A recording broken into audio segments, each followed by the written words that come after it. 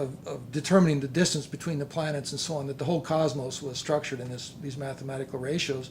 And the music of the sphere was when the theory of correspondences, in which the cosmos was all in harmony, because all the different levels of individual, of city, and of cosmos and of history were all lined up and in harmony. Well, the way Heidegger theorized that was with the notion of Stimmung, which was the idea that there are moods ultimately by which people perceive their outside world. It's their mode of being, the way in which an individual person can get in touch with the way the world actually is. It's theirs, it's Dasein, could be done by experiencing the mood of attunement of the world. And of course, for Heidegger, there had only been really two fundamental attunements of the world in a cosmological sense. There was the ancient Greek attunement with the world, which was the attunement of wonder. That is the state of mind in which the classical Greeks, who discovered ontology to begin with, the mood in which they were in was that of wonder, that they wondered about the world, and they posed the first questions that founded philosophy by wondering, like, why is there something rather than nothing? What is justice? Questions like that. But the modern attunement was anxiety. The modern attunement was dread. That our alienated experience of the modern world was one of quite a horrible experience of our ultimate death. But Heidegger said there were many other attunements, that a person would not immediately necessarily sense the mood of dread, because there was the way in which we lived our lives prevented us, protected us, defended us from experiencing this dread. We would be caught up in our success. We would be caught up in our careers and our loves and so on.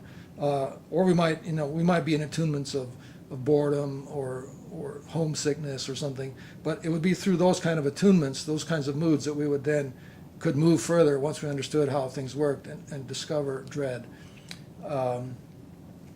So that was kind of the Western theoretical side of attunement.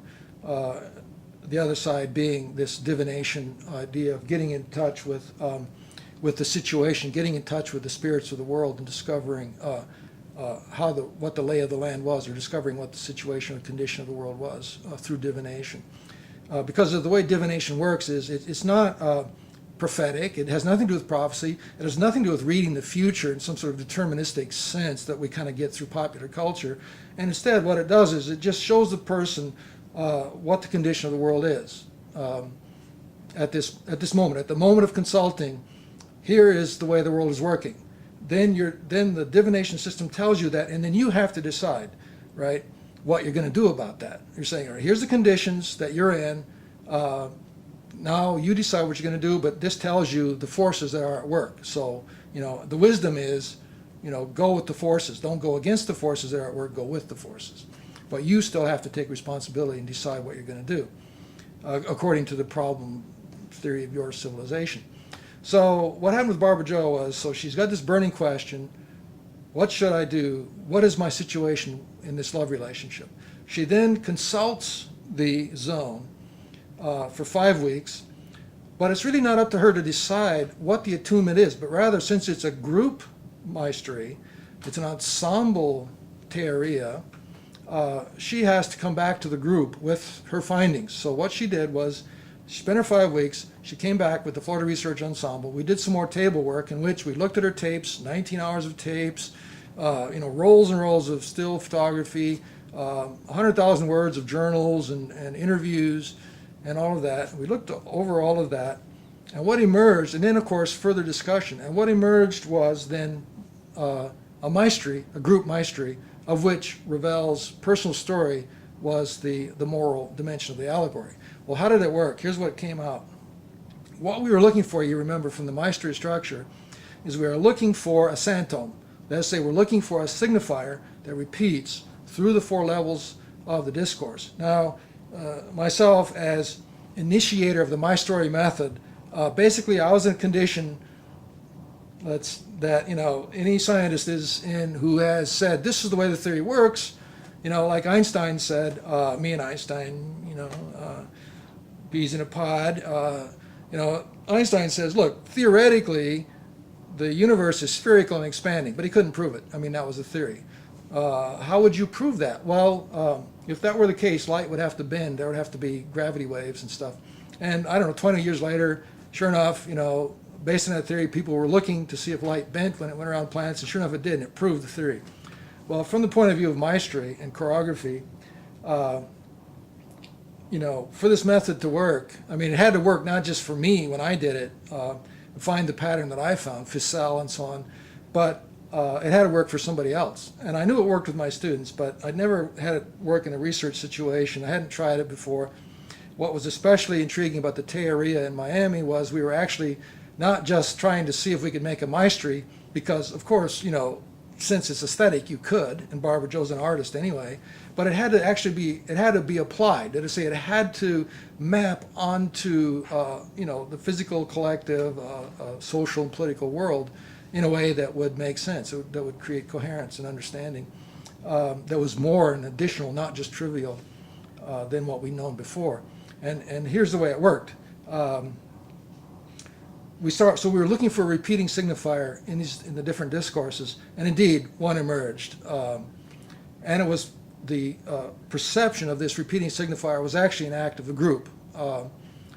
And what we discovered repeating was a mattress. Everywhere we looked, there were these mattresses. In Jose Marti Park, there were mattresses that the homeless people slept on. One of the major cargoes of the Haitians was mattresses, used mattresses, stacked up. And Barbara Jo's tapes and in the still photographs, there were these mattresses stacked up in the ruins of these old apartments that were being torn down and made, to make way for the fancy condos of gentrification.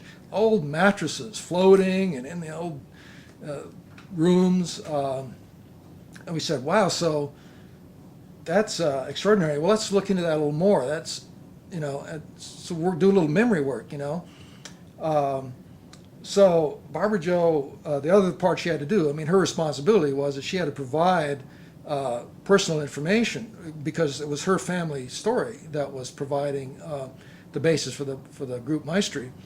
And she said, well, there is, the mattress plays a pretty significant role in my memory from my childhood.